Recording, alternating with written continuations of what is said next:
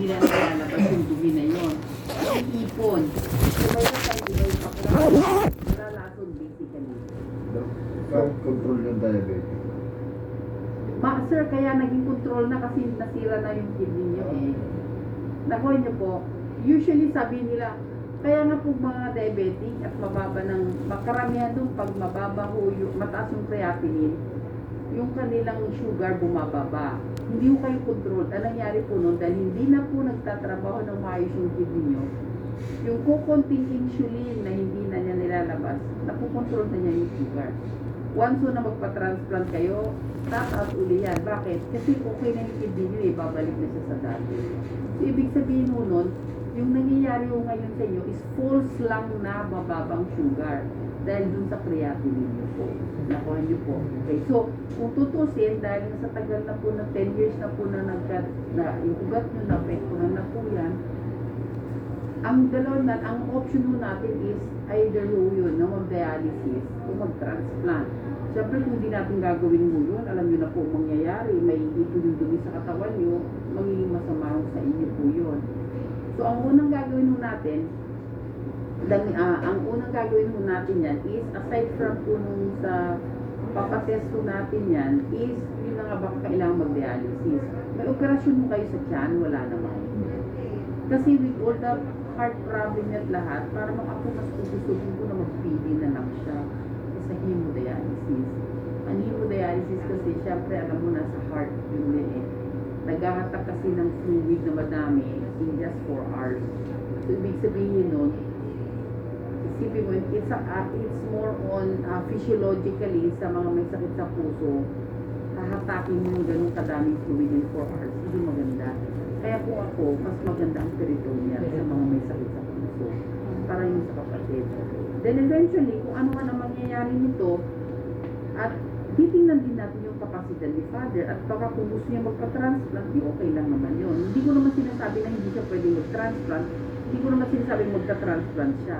Titignan natin yung kapasidad niya na kaya ba niya at lahat-lahat. At the same time, kung gusto niyo rin. Kasi kung hindi, hanggang peritoneal dialysis tayo. Ini-explain ko lang, Father, to habang hinihintay natin yung mga resulta. Nakuha niyo po. Ang importante lang po ngayon, kung pwede sana, is walang prutas, ano po. Tapos sa mga pagkain niyo po is more on fish na lang muna, saka chicken, walang red meat, ano po. Nagmamana si Father, hindi. Hindi naman. Okay, so kung ang inom nyo ng tubig, walang limitasyon. Kung gaano kadaming iniinom nyo, ganun din ang iniinumin nyo. Okay, kasi baka sabihin sa akin, bakit ako umiihi? Sabihin nyo may sakit ako sa kidney. Kasi ang function ng kidney mo natin, madami. Maglabas ng sobrang tubig sa katawan. Ngayon, nagtatrabaho pa na maayos sa inyo. Maglabas ng dumi sa katawan, dugo sa katawan. Yun, hindi na kaya kasi tignan yung creatinine nyo mataas. Mag-control ng asin sa katawan, hindi na rin niya kaya, tignan nyo yung potassium nyo, phosphorus nyo, hindi na po balanse. Mag-produce ng pula ng dugo, hemoglobin 12 sa inyo, okay pa naman yun. Mag-control ng presyon, ang daming trabaho po niya, kaya ibig sabihin nun, depende, hindi mo sasabihin nila na, dapat hindi na ako umihi para malaman po na hindi na ako, na talagang hindi ko, hindi po. Dito pa lang makikita na po natin. Hindi naman nagsaling ng dugo si Father. Hindi naman. Wala na tayo. Yes, Father. Bukod doon sa sinasabi ng peritoneal, meron pang ibang dialysis. No? Yeah, meron po yung hemodialysis. Yun na yung tinatawag natin na hemodialysis, Father. Ang problema yung hemodialysis, sa heart kasi lalo't may sakit yung kayo sa puso, di ba, nag-stent tayo. Kung gusto nyo mag-hemodialysis eventually, pwede mo tayo magpa-clear muna sa cardio. Nakuha niyo po sa cardiologist. So by that time, kung example yung cardiologist nyo, kung ano man, example ang cardiologist na sa heart center, di ba? Ang problema po kasi nasa heart center siya, nandito ako At tanungin nyo na lang po siya kung pwede siyang... Visiting po siya dito kung pwede. Anong pangalan niya? Richard Torres. Baka hindi siya visiting dito Ang nangyari dito, mag-i-endorse siya kung sinong kakilala niyang cardio para dito siya titignan. Kayo po, doktora, hindi kayo visiting naman sa heart? No. Ah, So, ang nangyari mo nito, yung cardiologist niyo po doon, kung may option siya, Baga. mamili siya kung sinong kakilala niya na cardiologist dito para i-endorse niya. Para pag nandito, siya ang titingin nung yung doktor na yon kay father. Isipin yung hirap naman na pupunta siya dito, balibot siya, hindi pwede. Kung may problema si father, hindi ko ma-refer kung kanino kasi hindi siya taga dito eh. Nakuha niyo po. So, privilege po yan, hindi ko basta-basta na lang nilipat.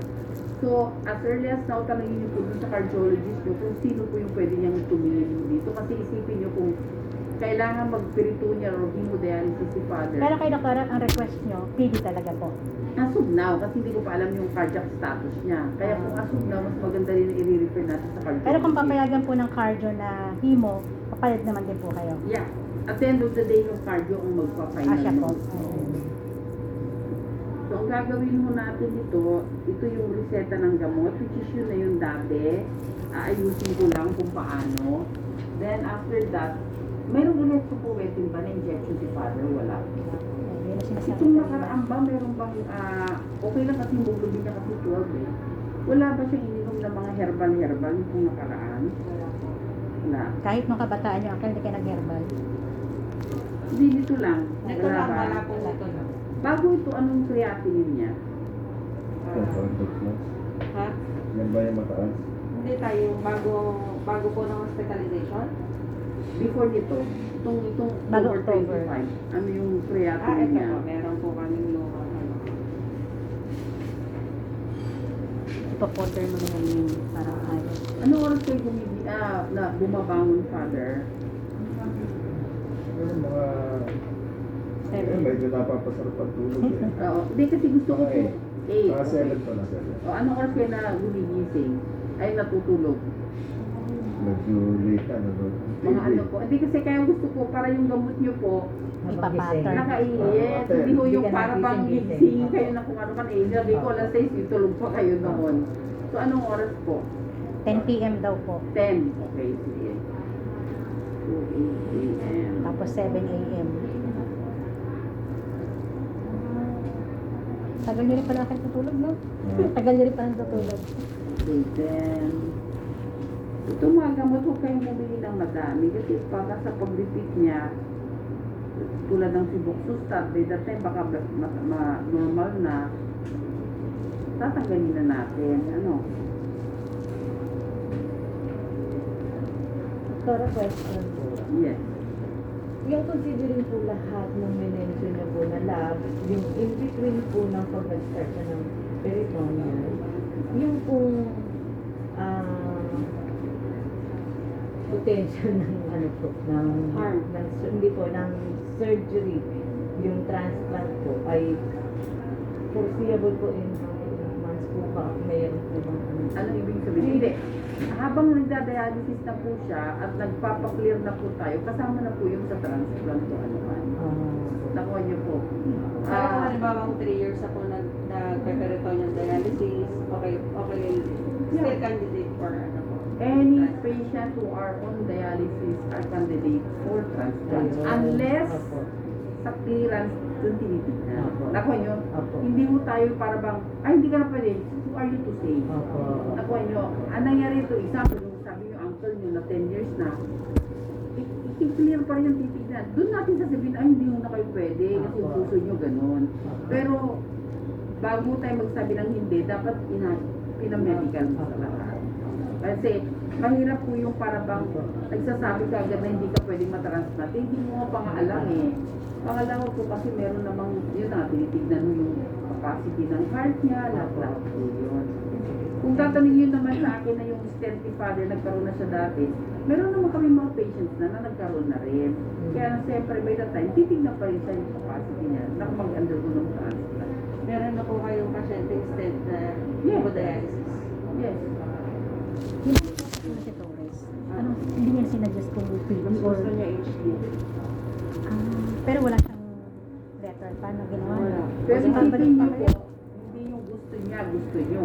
Ay gusto niya. Ang importante at the end of the day, kung ano yung gusto niyo. Kasi unang-una po, ang hemodialysis yun na 4 hours yun, nakatali ka doon, dialysis center, 4 hours ka palagi, may schedule, limited ang tubig, mga ganon. Ang peritoneal, totoo, nasa oras nyo yan lahat, kaya may infections. Kaya at the end of the day, High risk po sa ano yung gusto infection. ni father? ano yung gusto nyo. Wala Kasi raw- iba yung lifestyle eh. Nakuha nyo yung lifestyle kasi eh. Nakuha nyo po. Kasi po hindi naman na po kami masyadong, ang tatay po hindi naman na po masyadong lumalabas ng bahay. Yeah. So, ang prone po sa infection, alin po? Yung PD. Yung PD. PD. Oo. Siyempre, dapat ingatan niya. Pero doktora, pa nag-PD po, twice a week din po ba yan? Parang katulad din ng Ay, hindi yun. Everyday yun. every Yun ang day po. dahilan na bakit ang PD, pwede, walang limit sa tubig. Sa bahay lang po ginagawa ang PD. Yeah. Sa bahay lang ginagamit, ay ginagawa, usually 3 to 4 times in a day na ginagawa yun. Sino po ang In a gagawa day, nun? doctora, in a day? Yes. Kasi kapasok ka ng fluid, magpapasok ka ng fluid, nandun yun for about mga 6 to 8 hours. After 6 to 8 hours, habang nandun siya, ina-absorb yung mga dumi sa katawan. Then, i-drain mo. Then, maglalagay ka ng bago ulit nakasara. Habang nakasara, o gawin ni Father ang mga activity niya. After Kami 6 lang to 8 po ang hours, gagawa yun. lahat ng ganong procedure. Yes. Ah, Madali lang. Idiot proof na ngayon, hindi na katulad ng dati. everyday pa po sa bahay. Yeah, yun ang kagandahan kung bakit everyday sa bahay ginagawa, hindi na katulad Wala ka ng sa health gastos. center. Wala kang gastos sa pamasahe. Pero yung Pagkain mo, kasi everyday mo ginagawa, hindi ka limited ng pagkain at saka tubig. Ay, ganun, doctora. Hindi sa linggo. So, parang mas I mean, ano mas ang makakakain siya kahit na kasi everyday siya nagda-dialysis eh, Oo. nalilinis siya araw-araw eh. pero parang kung psychological pag ba dito? Hindi, puro may tube lang doon na sarado naman yun eh. Once na nag-exchange lang yun, saka lang nakasarado. Pero pag mag-exchange ka, yun, may fluid na yun, may dadaan. Yung kung ipapasok mo, anong fluid po yun? Yun ang peritoneal dialysis fluid yun. Binibili Doktora, po. ano po yung causes nung infection po doon Kung sa side? madumi yung pag kaya nga tinuturuan kung paano eh, kasi para hindi magka-infection eh. Opo. Tinuturuan kung sino yung gagawa para hindi siya magka-infection kasi dapat malinis. So, pwede akong lumabas sa bahay?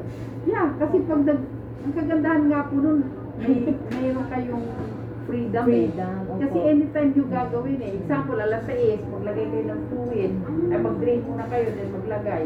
O pagkalagay nyo, di lakad-lakad kayo. Pagdating ng mga alas 12, uwian na, o di drain nyo na naman, o ganun. Yes. Ilang oras pong nasa tiyan niyo? At least mga 6 to 8 hours yun.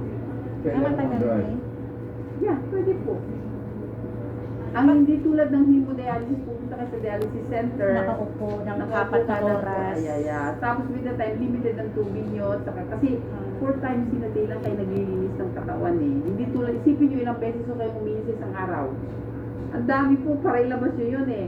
Eh yung dialysis no, na hemodialysis, 3 times a week lang. Habang yung peritoneal, 4 na beses ka nagda-dialysis kasi para nalilinis mo siya. Pero sa Matrabaho peritoneal, lang. Opo. Oh, peritoneal doktora, parang once a day lang ginagawa. 3 times 3 to 4. 3 to 4 times. Yeah. Pero sa Ang isa pa bahay, po, no, advance. hindi ko may drawing kasi kaya doon nyo i-google nga. Ina-YouTube na. Hanapin nyo na lang yung parang peritoneal dialysis, Ah. ganun. Simple lang dito. Yes, meron pong nakakalagay lang po dito. Parang may bag. Pag ganun, doktora, nag-google. May parang moro Tube lang. nakatubang eh, Tapos ganun lang.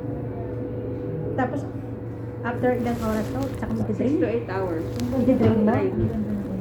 Di, lagay ka, increase ka fluid. Nasa loob ng tiyan mo. 6 to 8 hours nasa loob ng tiyan mo, tapos i-drain mo. Parang advantageous. Oo, i-drain mo po siya. Doktora, kung kayo po talaga, Kung kayo po nasa sitwasyon ng kayo po ang PD, HD. Ako, ayoko magkasakit ha. Pero kung magkakasakit, ako peritoneal lang. Ah, Oo, bakit ako pupunta sa dialysis center na magpapatulog? sa bagay. Ang peritoneal sa bahay. Example, pwede nyo i-adjust. Sinabi ko alas 7 ang pag-drain nyo. Eh by that time, ayoko nga, ilalita akong gumising. So papalita ko yung schedule ko, gawin ko alas 8. Di pwede. adjustment. Adjust mo, ikaw nag-a-adjust. Hindi tulad sa dialysis center na pag ano yung oras mo, yun na. Pero 3 times a week po siya mag-dial. Pag himo, 3 Hindi, times a yung, week. yung PD po, 3 Three times a times day. 3 to 4, yan, palagi mo yan. Ah, Ang nangyari po nandito kasi, ka. pag na-admit po kayo, lalagyan mo si father ng tube. Pag tube mo siya, then after that, maglalagay mo na, eventually, mga 2 liters kasi nilalagay. Pero, for the first mga 1 or 2 week, or 1 week pa, 500 lang yun para hindi magbigla. So, maglagay sila doon, mag-stay doon ng 4 mga pag-training nyo kasi mga 4 hours o 2 hours lang muna. Ini-explain ko lang po yung mga bago pa lang Apo. yun. Pero yung pag palagi na po kayo at na-train na kayo sa bahay na, kasi pag nandito sa hospital, syempre mas frequent. Oo. Pwedeng every 2 hours yung exchange. Pero pag nasa bahay na po, maglalagay siya sa umaga, magdi-drain muna kasi bilang sa tiyan, di ba? Pagka-drain matapos, maglalagay sa tiyan. Pag nalagay na sa tiyan, itutupi yung tube, nakakain ganyan, o maglalakad si Palo kung anong gusto niyang gawin, lahat. Pero parang hindi siya pwedeng matatanggal, mahahatak yung tube. Hindi may bed, para may bed. Nakakon siya. May bed, nakatabi din yan. Hindi, unang-una nakatahiho siya sa loob. Ah, talaga yun? Oo, nakatahiho siya kasi sa loob eh. Ang mangyari po noon is,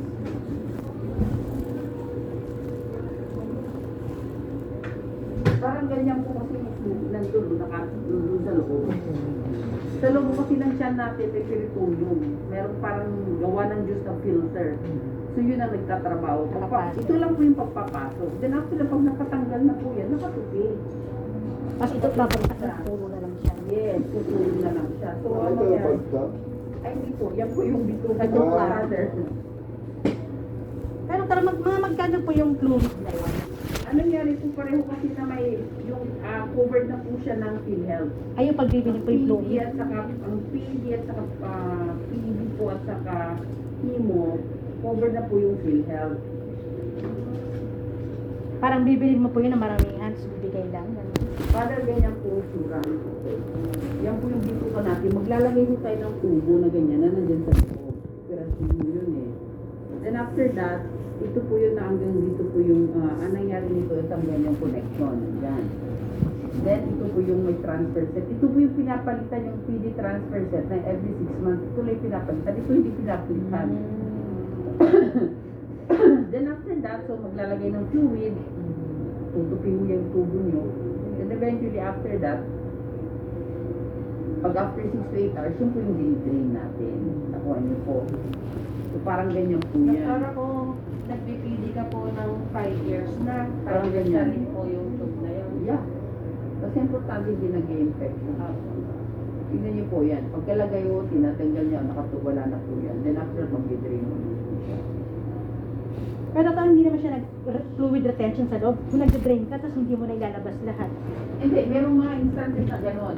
Pero ang gagawin mo nun, is may mga iba-ibang kasing fluid eh. May 4.25 iba-ibang percentage para makahatak na. So, ano na mas effective? Pareho lang po. Kaya nga po at the end of the day, kayo po mag-decide. Hindi mo kami kasi ano yung lifestyle mo. Ano man. Kasi galaho ako eh. Minsan, nagpapalig ako ng sports. Pwede ako magpagdanon. Man, Sa sports development, sa, sports. okay. Okay, bye-bye. Okay. Sabihin mo na ko talaga. So at the end of the day, more on nasa inyo po sir kung ano yung gusto nyo. Kasi kung gusto nyo naman na wala kayong iniisip, hindi mo dialysis. Kung kita na kayo sa dialysis center, after na natanggal na, Sila uwi nagagawa. na kaya okay nang gagawa na. Wala kayong ginawa kung Pero di yung punta lang sa frequency po, dialysis. yung That frequency, is 3 times a week po Na yun. para pwede halimbawa tulog at tatay, ako ang maggagawa sa kanya ng video, okay lang yun. Oo, pwede naman po. Pwede naman po kasi na siya, pwede kayong gumawa. Okay, meron naman po meron din yung mga dialysis na yung what do you call that, sinasabi natin na ito kasi is ambulatory peritoneal, CAPD, continuous ambulatory peritoneal dialysis, which is ginagawa nyo 4 times. Meron naman po yung may nare-rent na peritoneal na pinag-usapan natin ha, machine. Nang ginagawa nun, doon pa rin sa tubo na yun, pero pwedeng gawin kasi sa bahay na sa gabi lang nagda-dialysis yung father. I-hook mo siya sa Magdamag po yun. magdamag usually. Then after sa araw, wala siyang yung tubo, nakatubi lang siya. And every day, Ang yun, rent noon, doktor. yun yung may rent naman. Depende yung kasi kung Eh, paano ano i-rent mo yung yun ng ano, parang every month? Kasi every day, every night, Hindi, gagawin mo siya. i-rent mo yung buo na machine. Oo. Which is para bang maliit lang naman, ganyan lang kalaki na. Mga magkano po ang rent kaya niya? Depende po yun sa, hindi ko pa alam. Range lang po. Hindi ko alam pa rin na idea. Kasi as of now, hindi yung cover ng PhilHealth yun. So, ibig sabihin kayo mismo Kung bibili ko halimbawa, Hindi nyo bibili na lang yung machine kasi parang Mahal, hindi naman million yata practical. yun. Hindi lang yun, hindi practical. Kasi ang gagawin nyo naman yun is parang i-revamp mo na lang, then eventually, ang bibili mo na lang yung bag, yung solution na gagawin siya sa dialysis niya, di ba? Pero yun, hindi covered yun ng PhilHealth yun. Yung sinasabi nyo na uncle, yun na 5 years ang nagda-dialysis, di ba? So, nasaan ba siya? Nasa US. Kaya hindi nyo alam. Pero sa bahay na po siya nagpipindi. Ayun, usapin nyo pa. Pag-video call kayo para makita nyo kung Paano paano. na? Happy. Baka mangyari niya, tanungin mo ano yan, kung ambulatory ba siya o machine. Kasi kung machine, baka pwede yun na sa Yung gabi. machine po. O, sa gabi. Padala siya dito ng machine. Yun ang pwedeng kasi, kahit i-explain ko sa inyo, iba yung visual kasi na nakikita. Diba? Doktora, magkano po ang kailangan namin i-prepare para po dun sa access? Usually ganito yan. Ano man ang magiging result niya, ang unang gagawin natin kasi, parang kung ganito pa rin natin na lang talaga yung EGFR ni father, talagang for dialysis na siya noon. Kung mag-a-admit tayo noon. So pag na-admit na natin yun, i-refer ko na rin sa cardio lahat. So once na na-refer natin sa cardio, doon na lang malalaman kung sinabi niya na pwedeng peritoneal at gusto yung peritoneal, kung magpapa-insert tayo ng peritoneal sa surgeon. Pero kung gusto nyo na hemo, depende kung ano yung clearance niya. Kung sinabi niyang both, okay, o di mamili kayo kung anong gusto niyo, hemo or peritoneal. Pero pag sinabi niyang, ay naku, yung puso niya hindi maganda, peritoneal talaga lang ang ating option. Kasi ang peritoneal lang ang para sa mga heart problem. May heart problem. May idea po kayo kung magkano ang PD access? Usually, Cherry, pwede mo matanong magkano yung patient natin na lahat ng mga TB. Wala po akong itemize. Hindi po mag-admit na lang. Yung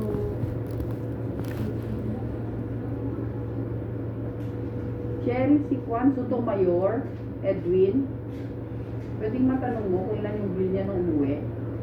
Tsaka po ilang days po usually ang confine. Depende. Kasi kung nag-holiday noon, kaya nga haba-haba kasi hindi mo magawa yung procedure. Pero kung hindi naman po sa normal, laboratory kung minsan, kung mababa yung calcium, i-correct pa. So minimum po 5 days. Minimum yun, 5 days. At saka depende rin kung gaano kagaling yung iti-training mo.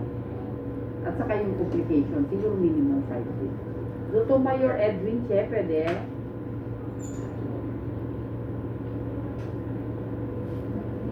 Meron na po kayong nasa isip na Alin? nagagawa po if ever nung maalin po ng PD or HD. Meron naman, pero may kakilala ba kayo? Kasi sa inyo po kami magtitiwala doon po. O di kung ano man, may mga surgeon naman dito kung PB kasi,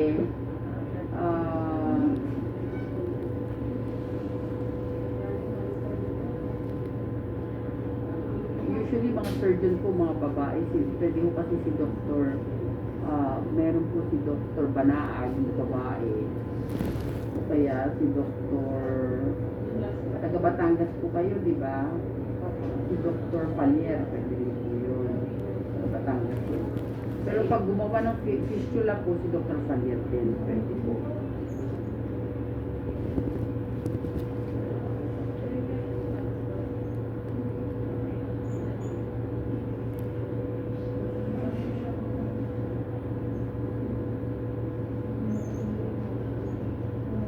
So ito yung mga gamot ni Sir.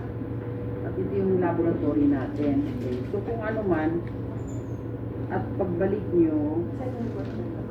yes. Yung po bang peritoneal dialysis, physically, anong mababago sa pasyente versus HD? Yun, may tubo siya dito. Kasi ang usual nakikita po natin ng mga nagda-dialysis, nangingitin. Depende po yan sa reaction ng minsan ng mga pasyente. Pero lalo na pag kulang siya sa dialysis, kung minsan nangingitin. Pag Hindi pa naman. pag PD po, nangingitin din. Hindi masyado. Mas madaming nangingitin sa himo. Yun na, Tapos- himo yun na nga yung makikita nyo yung ugat nila, di ba malalaki. Si Father, may tanong ka Father. Siyang may tatanong eh, ikaw yung pasyente. Hindi, okay lang ako. siya po kasi mag-explain. Yes, ano pa? Sa symptoms ng doktora, ng halimbawa nagda-dialysis na po tayo, maalin po ng peritoneal at hemodialysis dialysis. maayos ang dialysis nila, wala namang problema eh. Wala silang mararamdaman kasi nalilinis na ng katawan. Kaya lang po Wala sir, pa syempre naman. hindi naman magic yan na isang dialysis, dalawang dialysis, i-improve na. Usually nag-improve po yan, at least mga 1 month na nagda-dialysis yan para matanggal yung dumi sa katawan. Gusto ko lang malaman to, hindi mababawasan yung routinary ko, Yung activity ko. activities. Depende mo kasi sa schedule nga ng dialysis nyo, di ba? Example, kung hemo, o di syempre kung kailan kayo naka-schedule, yun talaga affected yung talagang schedule nyo. Pag peritoneal naman, o di ba 3 times, sabihin ko nga, is 3 to 4 times in a day, o kung by the time mag-start kayo ng PD, example, alas 6, para by the time makaalis kayo ng maaga, then after that, para bang i-adjust nyo po. Sir, ang priority nyo dito yung health nyo, hindi po yung activity nyo, di ba? Kasi kung ang priority nyo yung activity nyo, Talaga. nakukontrol na yung health nyo. Para 89, final bill, Oo. 89,000. Opo. Estimate lang po ito. Bawas na yung PhilHealth mo dyan. Saka Siguro estimate po. mo. Estimated lang Pwede po. yan ano doktora, pwede nga po. Pwede yun. Pag himo, ganyan din, hindi nagkakalan. Ganun din.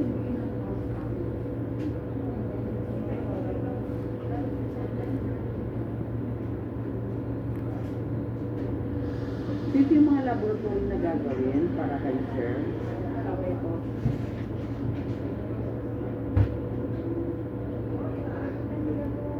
Doktora, pag na-infect po ba ang PD?